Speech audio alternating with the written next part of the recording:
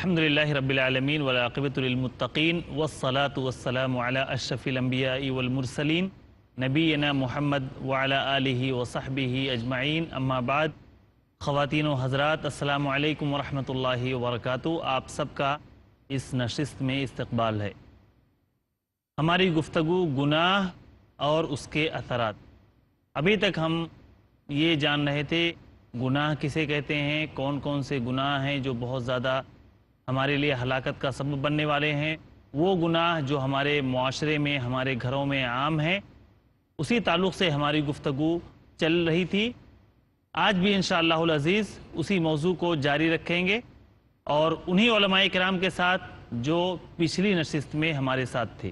مولانا عبدالہادی عمری مدنی حفظہ اللہ برطانیہ سے، مولانا رضا اللہ عبدالکریم مدنی حفظہ اللہ دہلی سے، جماعت اسلامی ہند کے سیکریٹری مولانا اعجاز اسلم صاحب دہلی سے، اور جمعیت المسلمین کے صدر مولانا ابو ظفر حسان ندوی ازہری حفظہ اللہ بھیونڈی سے۔ آپ تمام علماء کرام کا اس مجلس میں استقبال ہے۔ اللہ تعالی ہماری اس محفل کو خیر والی محفل بنائے۔ میں اپنے علماء کرام سے درخواست کروں گا کہ ذرا اس جانب روشنی ڈالیں کہ ایک خاندان کی ذمہ دار کی حیثیت سے وہ کس قدر ذمہ دار ہے کہ اپنے گھر میں برائیوں کو دور کرنے کی کوشش کرے، اور اپنے گھر میں خاص طور پہ آدمی اللہ کے رسول صلی اللہ علیہ وسلم کی تعلیمات کو، اللہ تعالیٰ کے بتائے ہوئے فرامین کو اپنے گھر میں نافذ کرنے کے لیے کوشش کرے۔ ذرا اس تعلق سے مولانا ہمارے ناظرین کو، کیونکہ ہر آدمی کسی نہ کسی حد تک ذمہ دار ہے، جیسا کہ اللہ کے رسول نے فرمایا کلکم راعٍ وکلکم مسئول عن رعیتہ، اور اس رعیت میں سب سے اہم چیز یہی ہے کہ اپنے گھر میں آدمی یا اپنے انڈر جو بھی اس کے لوگ ہیں، چاہے وہ امپلائیز ہوں، اس کے سرونٹس ہوں یا اس کے خدام ہوں، تو یہ سارے لوگوں کے درمیان خیر کو عام کرنے کی کوشش کرے اور گناہوں کو انہیں بچانے کی کوشش کرے۔ ذرا اس تعلق سے آپ لوگ۔ یہ بہت ہی اہم بات آپ نے کی ہے کہ گناہوں کو بچانے کے لیے جو اس کے سٹیجز ہیں، کیونکہ اس کو نہ سمجھنے کی وجہ سے یہ غلطیاں ہو رہی ہیں کہ میں چاہتا ہوں کہ باہر والے سدھر جائیں، لیکن نہ اپنے آپ کو سدھارنے تیار، نہ گھر والوں کو سدھارنے تیار، نہ اپنے ماتحت عملے کو سدھارنے کے لیے تیار ہوں۔ جبکہ قرآن مجید کا جو طریقہ ہے، میں اپنے آپ کو پہلے درست کروں، کوشش کرتا رہوں، پھر گھر والوں کو، پھر اس کے بعد اسی طرح یہ دائرے کو میں پھیلاتا جاؤں۔ یا ایھا الذین آمنوا قوا انفسکم، اسٹیج نمبر 1 یہ ہے کہ اپنے آپ کو، واہلیکم یہ اسٹیج نمبر 2 ہے کہ اس کے بعد تم اپنے اہل و عیال کو جہنم کی آگ سے بچاؤ۔ تو میں اپنے آپ کو اور اپنے گھر والوں کو جہنم کی آگ سے اگر بچانا چاہوں تو گناہوں سے بچانا ہوگا۔ اللہ تعالیٰ کی اطاعت اور فرما برداری کا جذبہ ان کے اندر پیدا کرنا ہوگا۔ اس کے لیے جیسے گھر کے جو ذمہ دار ہیں، ایک مشہور حدیث ہے من رأى منکم منکرا فلیغیرہ، کہ تو برائی کو تم دیکھو تو بدل دو۔ کیسے بدلو؟ 3 اس کے اندر درجات بتائے گئے۔ میں اس کو کہتا ہوں یہ 3 لیولز ہیں۔ لیولز اس طرح سے کہ حالات کے مطابق وہ چیز استعمال کرنی چاہیے، کبھی ہاتھ سے، کبھی زبان سے اور کبھی دل سے۔ مثلا گھر کے اندر میں ایک برائی کو دیکھوں تو پہلے میں اس کو ختم کر دوں۔ مثلا ایک ٹی وی چل رہا ہے، اس کے اندر کوئی بھی غلط چیز آ گئی تو وہاں پر فوری طور پر میں چینل کو بند کر دوں۔ یہ میرے لیے ضروری ہوگا کیونکہ یہ میرا گھر ہے۔ لیکن میں باہر جاتا ہوں، دکان پر وہی ٹی وی چل رہا ہے، وہی فلم چل رہی ہے، میں وہاں پر اب زبان پہلے استعمال کروں گا، ہاتھ نہیں کروں گا، اس لیے کہ محل بدل گیا۔ بالکل صحیح بات۔ تو بعض جگہ پر یہ بھی ہوتا ہے کہ آپ زبان بھی استعمال نہیں کر سکتے، تب آپ دل میں اس کو برا سمجھیں۔ مگر اب یہ پرابلم ہو گیا ہے کہ گھر کے اندر جو پنپنے والی برائیاں ہیں اس کی طرف ہم بالکل توجہ نہیں دیتے، حالانکہ وہ بھی بہت ضروری ہے۔ اور اس سلسلے میں چاہتا ہوں یہ مقام تحدیث نعمت کے طور پر ماشاءاللہ یہاں پر جیسے پیس ٹی وی کے عملے کو میں نے دیکھا، اسی طرح سے IRF والوں کے جو عملہ ہے یعنی اسٹاف جو ہے، ان کے اندر یہ ایک بہت اچھا پہلو جو رکھا گیا، جو مجھے بہت اچھا لگا، جو بہت کم جماعتوں میں اس پہ توجہ دی گئی کہ عملہ اور اسٹاف ان کے لیے بھی پابندی کر دی گئی کہ دینی جو ضروری احکام ہیں وہ تم بھی اس پر عمل کرو گے، اور نماز کی پابندی ہے، شعائر اسلام کی پابندی ہے، اس کو ضروری قرار دیا گیا۔ ورنہ بعض اوقات آپ ایک دینی جماعت کے دفتر میں چلے جاتے ہیں، محسوس نہیں ہوتا کہ آپ دینی جماعت کے دفتر میں آئے ہیں۔ تو یہ ایک اچھا پہلو ہے کہ اصلاح کی طرف جہاں رخ دینا چاہیے وہاں دیا گیا، الحمدللہ۔ بالکل الحمدللہ۔ جو بات آپ نے ارشاد فرمائی، بہت اہم بات کی طرف توجہ دلائی ہے کہ اصلاح اول تو ہم کرنے کے لیے تیار نہیں ہیں، اور کرتے بھی ہیں تو دوسروں کی کرنا چاہتے ہیں، اپنی نہیں کرنا چاہتے. اپنی نہیں کرتے، اپنے گھر کی نہیں کرتے، باقی ساری دنیا کی ہم اصلاح کرنا چاہتے ہیں. تو یہ در حقیقت ہم نفاق عملی میں ایک طرح سے گرفتار ہیں کہ جس کی ہمیں سب سے زیادہ فکر ہونی چاہیے اس کو ہم بھلا بیٹھے ہیں، اور جن کے بارے میں زیادہ نہیں پوچھا جائے گا ہم سے ان کی زیادہ فکر ہمیں ہو رہی ہے. تو ہونا یہ چاہیے کہ ہمیں سب سے زیادہ اپنے بارے میں فکر ہونی چاہیے کہ ہم اپنی اصلاح کریں، اور پھر اپنے گھر والوں کی، پھر اس کے بعد باہر والوں کی. اس سلسلے میں آدمی کو اپنے طور طریقے بھی بدلنے چاہیے، اور اسی کے ساتھ سے حکمت عملی کے ذریعے برائیوں کو ختم کرنا چاہیے. تو سب سے پہلا ریئیکشن جو ہوتا ہے وہ بے پردگی کا ہوتا ہے. سب سے پہلا ریئیکشن جو ہوتا ہے بے نمازی بننے کا ہوتا ہے، دین سے دوری کا ہوتا ہے. یہ بڑی بلکہ مشہور کر دیا گیا کہ دولت اور برقع ایک ساتھ نہیں چل سکتے. ایک ساتھ نہیں مشہور کر دیا گیا. ناظرین کرام، ابھی تک آپ گناہوں کے بارے میں سن رہے تھے کہ گناہ کون کون سے ہیں اور وہ کس قدر ہماری زندگی میں نقصان دہ ہیں، ہمیں کس قدر ان سے بچنا چاہیے.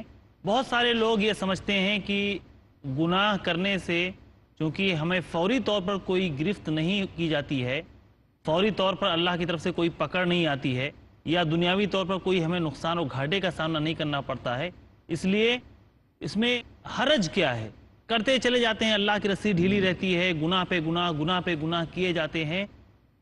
آئیے ہم اپنے علماء کرام سے جانیں کہ گناہ کرنے کے کیا نقصانات ہیں، خود انفرادی زندگی پر اور اجتماعی زندگی پر، مادی طور پر بھی اور روحانی طور پر بھی. ایسا نہیں ہے کہ اللہ رب العالمین نے کسی کو ڈھیل دے رکھا ہے تو اس کو معیار قرار دے دے کہ اگر میں کوئی غلط کر رہا ہوتا تو کیا اللہ کی طرف سے مجھے پکڑ نہیں آتی. آپ اس دھوکے میں مبتلا نہ ہوں، اس غلط فہمی میں مبتلا نہ ہوں کہ فوری طور پر اللہ کی طرف سے کوئی چنگاری آئے اور آپ کو جلا کے راکھ کر دے. مولانا ابو ظفر صاحب، جو آدمی گناہ کرتا ہے انفرادی طور پر، ہم دیکھتے ہیں کہ بندے کے درمیان اور اللہ کے درمیان ایک دوری سی ہو جاتی، وحشت انسان محسوس کرنے لگتا ہے. خاص طور پہ وہ آدمی یہ محسوس کرے گا جس کے اندر ایمان ابھی زندہ ہے. آپ اس تعلق سے ذرا بتائیں کہ نافرمانی اور گناہ کرنے سے یہ جو وحشت پیدا ہوتی ہے خالق اور مخلوق کے درمیان، یہ کیسی وحشت ہوتی ہے اور جنبیت ہوتی ہے، ایک بندہ محسوس کرتا ہے، ایک مومن محسوس کرتا ہے. مشاہدے میں ایسا آیا ہے کہ بندہ ایک بیک گناہ نہیں کرتا، بہت دیر تک اس راہ پہ چلتا ہے، اس اثناء میں اس کی حس مر جاتی ہے، اس کا شعور مردہ ہونے لگتا ہے جو اس کو برائیوں سے روکے اور نیکیوں کا حکم کرے، جس کو ہم آج کے زمانے میں ضمیر کہتے ہیں. اور کچھ ایسے بھی گنہگار ہیں جو ایک بیک گناہ کر لیتے ہیں تو ان کا ضمیر زندہ رہتا ہے، گناہ کے بعد ان کا ضمیر انہیں ملامت کرتا ہے، ان کا قلب ایبا کرتا ہے. حدیث میں آتا ہے جب بندہ پہلا گناہ کرتا ہے تو قلب پہ ایک سیاہ نقطہ آ جاتا ہے، جب وہ رجوع کرتا ہے، توبہ کرتا ہے، گراتا ہے، روتا ہے، گناہوں کی تلافی کرتا ہے، حق تعالیٰ شان اس کو دھو دیتے ہیں اور قلب صاف ہو جاتا ہے. لیکن اگر وہ گناہ پہ اصرار کرتا ہے، اس میں صغیرہ اور کبیرہ نہیں، کبیرہ کی بات گناہ نہیں ہے، جب بھی خطا کرتا ہے گناہ، اس پہ اصرار کرتا ہے تو پھر ایک منزل وہ آتی ہے کہ جب پورا قلب ڈھک جاتا ہے تو کہتا ہے ختم اللہ علی قلوبہم وعلی سمعہم وعلی ابصارہم غشاوہ، آنکھ پہ پردہ اور قلب کو پورے طور پر کور کر دینا کہ حق کے قبول سے ہٹ جائے. دیکھیے 3 لفظ قرآن میں آیا ہے، ختم اللہ علی قلوبہم، طبع اللہ علی قلوبہم، بل رانا علی قلوبہم، رانا، طبع اور ختمہ. یہ بہت باریک فرق ہے، اس موضوع پر کتابیں بھی آئی ہیں. انشاءاللہ العزیز مولانا ہم آپ سے ان تینوں الفاظ کے درمیان فرق بریک کے بعد جانیں گے. ناظرین اکرام، یہاں پر ہم آپ سے تھوڑی دیر کے لیے رخصت چاہتے ہیں. انشاءاللہ العزیز دوبارہ پھر وقفے کے بعد حاضر ہوں گے اپنے علماء کرام کے ساتھ. تب تک کے لیے اجازت دیجیے. السلام علیکم ورحمۃ اللہ وبرکاتہ. سب طرح کی تعریف اللہ ہی کے لیے ہے جو تمام مخلوقات کا پروردگار ہے، بڑا مہربان، نہایت رحم والا، انصاف کے دن کا حاکم ہے. قوموں کے عروج و زوال کا پیمانہ ہے قرآن، ہم تیری ہی عبادت کرتے ہیں اور تجھ ہی سے مدد مانگتے ہیں۔ انسان کو انسان بنانا ہے مقصود قرآن۔ ہم کو سیدھے رستے چلا، ان لوگوں کے رستے جن پر تو اپنا فضل و کرم کرتا رہا، نہ ان کے جن پر غصے ہوتا رہا، اور نہ گمراہوں کی۔ عالم دنیا، عالم برزخ، عالم آخرت، ان تینوں مراحل میں کامیابی سے ہمکنار کرنے والا ہے قرآن۔ الف لام میم۔ قرآن سے تعلق کیسے قائم کریں یہ جاننے کے لیے دیکھیے ہمارا پروگرام فیضان کتاب و سنت، صرف پیس ٹی وی اردو پر۔ حاصل کیجئے وہ تعلیم جو انسانیت کے لیے ہے باعث ہدایت۔ فیضان کتاب و سنت، ہر بدھ رات 7:30 بجے اور دوبارہ صبح 10:30 بجے انڈیا میں پیس ٹی وی اردو پر۔ Marriage or divorce? What's Islamic ruling? Nikah to give divorce. Solution or problem? Joint family system. Heaven or hell? Big fat illusions have become the norm. You choose. Beauty, wealth, family status, virtue. Decide what you want. Decide your choice. Be sad or be happy. It's your choice. Join Dr. Zakir Naik in Better Half or Bitter Half. Agla program Peace TV Urdu par.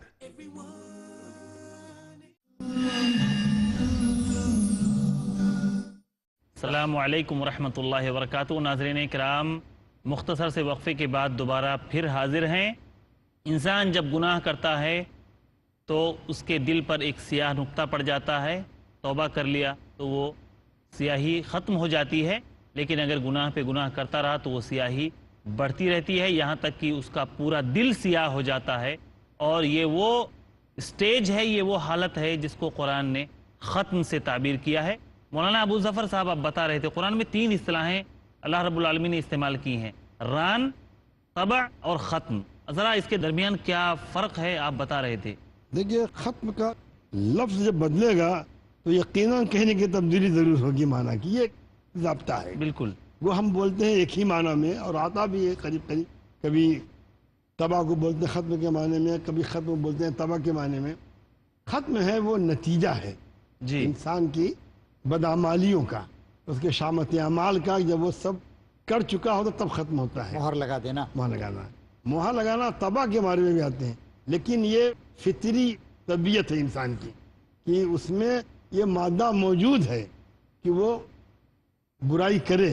جیسے جب فطرت کو مسخ کر دیا جائے انسان کی، پھر وہ اس راہ پہ چلتا ہے تو اللہ کے رسول نے تباہ کر دیا، یعنی وہ کرتا ہی رہتا ہے۔ جیسے بچھو کو دیکھیے آپ، وہ ڈنگ مارتا ہی چلتا ہے، سانپ کاٹتا ہے مجبوراً، لیکن بچھو کی عادت ہے ڈنگ مارنے کی، اس کی فطرتی ویسی ہو جاتی ہے، اس کی فطرتی ویسی ہو جاتی ہے۔ اور رانا جو ہے ان دونوں کو اپنے اندر سموئے ہوئے ہیں۔ تو اللہ تعالیٰ نے اس کے باوجود بھی، اللہ نے کہیں ایسی نص نہیں ملتی یا کوئی اشارہ نہیں ملتا کہ ختم یا طبع یا ران کے بعد حق کے قبول کی گنجائش ختم ہو جاتی ہے، ایسا نہیں ملتا، ایسا نہیں ہے، بالکل نہیں۔ اس لیے جو جس چیز کا نام توبہ ہے اور جس کا دروازہ کھلا ہوا ہے، جب تک کہ سورج اپنے سفر کو نہ بدل دے تب تک کھلا ہوا ہے، یا غرغرے کا وقت نہ آ جائے۔ جی ہاں، یا شخصی زندگی میں غرغرہ جی، اور معلوم یغرغر، یہ شخصی زندگی ہے، اور عوامی زندگی انسان کے لیے، اہل ایمان کے لیے وہ ہے۔ جی مولانا، میں اس نقطے پہ میں پوچھ رہا تھا، گناہ کرنے کے بعد ایک مومن وحشت محسوس کرتا ہے، اللہ کی عظمت اس کے دل میں تھوڑی کم ہو جاتی، اور یہ بڑھتی رہتی ہے یہاں تک کہ اللہ سے پورے طور پر انسان دور ہو جاتا ہے۔ اس تعلق سے ذرا گفتگو کریں کہ کیا وحشت محسوس ہوتی ہے انسان گناہ کرنے کے بعد، اللہ اور اپنے درمیان کیا فرق پاتا ہے؟ مولانا نے ایک بہت اہم بات بتائی، میں وہیں سے اپنی بات شروع کروں گا کہ کبھی کبھی ایسا بھی ہوتا ہے کہ اچانک انسان سے کوئی گناہ سرزد ہو جاتا ہے، لیکن جی۔ عموماً ایسا نہیں ہوتا ہے۔ اور جس حدیث کی طرف آپ نے اشارہ فرمایا کہ انسان ایک چھوٹی برائی کرتا ہے، ایک چھوٹا سا نقطہ پڑتا ہے دل پر، پھر بڑھتے بڑھتے بڑھتے بڑھتے ہوتا یہ ہے کہ انسان یا تو برائی کرتا ہے یا نیکی کرتا ہے۔ نیکی انسان جب کرے گا تو مزید نیکی کے لیے اس کو قوت فراہم ہوگی، اور پھر اس نے کچھ برائیاں کر دیں تو قوت گھٹ جائے گی، برائی کی قوت بڑھ جائے گی۔ لیکن اگر آدمی فوراً اپنی اصلاح نہ کرے، توبہ نہ کرے، تو اس کے بعد ہوتے ہوتے ہوتے ہوتے اس کے بعد وہ برائیوں میں ایڈپٹ یعنی ماہر ہو جاتا ہے، اور پھر اس کے بعد وہ چیز ہوتی ہے تباہ علی قلوب یا ران علی قلوب کی ختم، کیفیت، جی۔ پھر اس کا واپس لوٹنا مشکل ہو جاتا ہے۔ اسی لیے کسی نے بڑی اچھی بات کہی ہے کہ توبہ کی امید پہ گناہ مت کرو، وہ ایسا ہی ہے جیسے کہ مرہم ہے اور آگ میں آپ ہاتھ ڈال رہے ہیں، اور پھر جب تم سے گناہ سرزد ہو گیا تو پھر اس کے بعد اس کو پوسٹ پون مت کرو، بلکہ فوراً توبہ کرو، ملتوی نہ کرو کہ کل کر اور لیں گے۔ بلکہ یوں بتایا، یہ بات بزرگوں نے بتائی ہے کہ بھئی میں 2 بار توبہ کر چکا، 3 بار توبہ کر چکا، 4 بار شرمندگی ہو، نہیں، توبہ کرو، گڑگڑاؤ اللہ سے، تمہارا اور اللہ تعالیٰ کا معاملہ ہے۔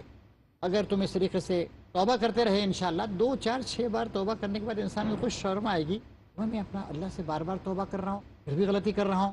اس طریقے سے یہ بہت اچھا طریقہ ہمارے بزرگوں نے بتایا ہے، اور جو تزکیہ کے ماہرین انہوں نے، کہ فوراً توبہ کی جائے اور اس پہ اصرار نہ کیا جائے۔ اللہ تعالیٰ بھی کہتا ہے کہ اللہ انہیں فوراً یاد آ جاتا ہے گناہ کرنے پر، وہ اس پہ اصرار نہیں کرتے ہیں۔ مولانا اس مذاق وحشت ہوگا۔ کے تعلق سے میں چاہتا ہوں کچھ یعنی آدمی اجنبیت محسوس کرتا ہے۔ دیکھیے، اس علامہ میں ابن قرآن القیم رحمہ کریم اللہ میں- نے جو کتاب لکھی ہے، میں سمجھتا ہوں کہ اس موضوع پر اس سے اچھی کتاب نہیں لکھی گئی صاحب ہوگی۔ احساس آدمی اور نیک آدمی محسوس کرتا ہے۔ الداء والدواء، جی، ہاں، جس کے اندر ایمان زندہ ہے، ایمان کا چراغ ابھی جل رہا ہے، وہ آدمی یہ محسوس کرتا ہے کہ اللہ کی جب نافرمانی کرتا ہے تو اسے ایک وحشت، مطلب اللہ سے جو اگر قرب ہوتا ایمان ہے، ہو، اگر ایمان زندہ ہے تو تب دیکھیے اگر ایمان ہوگا تو جب بھی وہ گناہ کرے گا اس کے اندر ایک احساس پیدا ہوگا کہ مجھے وہ کام نہیں کرنا چاہیے جو میں کر بیٹھا، جی۔ یہ احساس خود اس کو شرمندہ کر دے گا، اس لیے وحشت پیدا ہوگی، جی۔ اور نیکی کرے گا تو اسے ایک فرحت اور خوشی کا بالکل، اظہار بالکل۔ ہوگا۔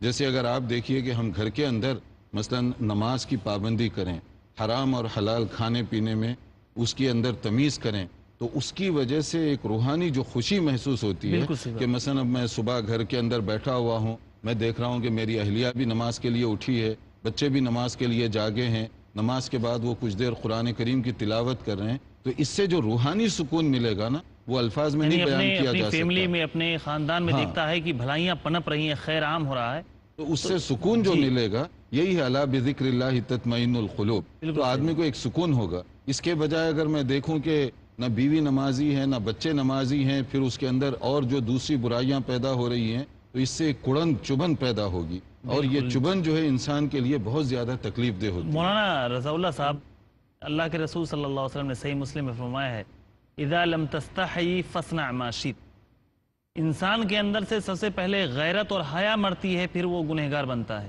اور جس قدر گناہ زیادہ کرتا ہے اسی قدر اس کی حیا اور غیرت بھی مرتی جاتی ہے۔ یہ بہت بڑا اثر ہے جو انسان کی زندگی پر مرتب ہوتا ہے، ذرا اس تعلق سے روشنی ڈالیں۔ دیکھیے انسان کے اندر 2 صلاحیتیں اللہ رب العزت نے رکھی ہیں، بلکہ یوں بعض علماء نے اس کو تعبیر کی ہے 2 نفس رکھے ہیں، ایک نفس امارہ ہے اور ایک نفس لوامہ ہے۔ نفس امارہ کا کام ہے آدمی کو برائی کی طرف لگانا۔ رغبت دلانا، اور نفس لوامہ کا کام ہے کہ جب کوئی خلاف شرع کام ہو جائے، اللہ کی نافرمانی، رسول کی نافرمانی ہو، تو اس پہ وہ ملامت کرے کہ تجھے یہ نہیں کرنا چاہیے تھا اور یہ بہت غلط کیا تو نے۔ جب پہلی بار کوئی انسان برائی کرتا ہے تو وہ بہت زیادہ اس کو ملامت کرتا ہے۔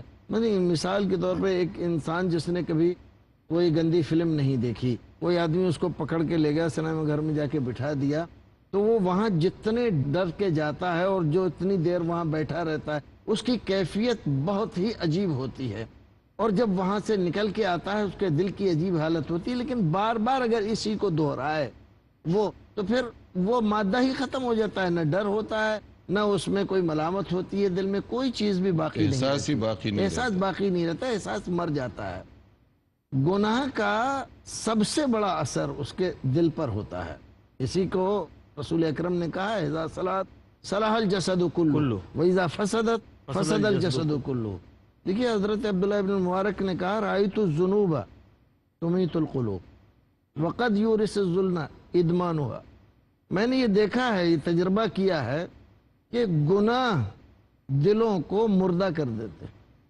गुनाहों की वजह से दिल मुर्दा हो जाता है, और जब दिल मुर्दा हो जाता है तो बार बार गुनाह करने की वजह से आखिर अंजाम इंसान का क्या होता है? जिल्लत व ख्वारी के अलावा कुछ नहीं रह जाता उसमें। तो गुनाह न सिर्फ ये कि अल्लाह रब्बुल इज्जत से हमें दूर करता है, उसकी रहमतों से हमें दूर करता है, बल्कि अच्छी सोसाइटी से, अच्छे लोगों से भी हमें दूर कर देता है। हम शैतान और उसकी ज़ुर्रियत के पाले में चले जाते हैं और उन्हीं के साथ हमारी ज़िंदगी होती है, हमारा दिल मर जाता है। ये जो अभी इतने देर से बात हो रही है कि एक नुक्ता दिल में पड़ जाता है, देखिए दिल ही असल है इंसान के पूरे जिस्म में, जिसके ऊपर उसके सलाह और तक़वे का मदार है। अगर दिल में सलाहियत है नेकियों को कबूल करने की, तभी आप नेकी कबूल करेंगे, बुराई से तौबा करेंगे। और अगर उसमें सलाहियत ही बाकी नहीं रही, सहारा काला हो गया वो, तो फिर उम्मीद ही नहीं रहती कि इसके अंदर कोई सलाह व तक़वा की कोई सूरत पैदा होगी, ये तौबा करेगा। किस शायर ने कहा है, मुझे ये गम है ए दिले जिंदा तू न मर जाए, कि जिंदगी मेरी इबारत है तेरे जीने से। और गुनाह दिल की मौत का सामान शुरू कर देता है, जैसे कि हदीस में आया, एक नुक्ता दो नुक्ता, यहाँ तक कि फिर दिल मर ही जाता है।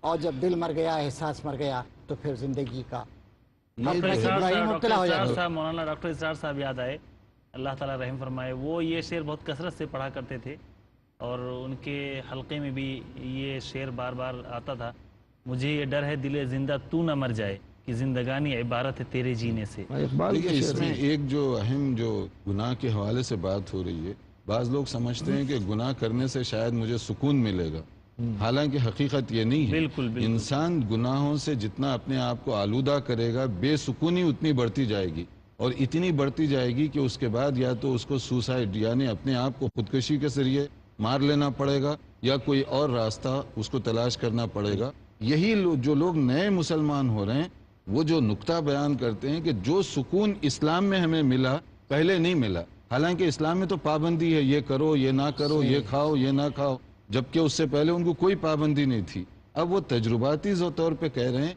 कि पहले हम बेसुकूनी में जिंदगी गुजारते थे, अब हकीकी सुकून हमें यहाँ मुयस्सर आया। नदवी साहब जरा इस ताल्लुक से रोशनी डालें, दिलों का जिंदा रहना और मुर्दा होना।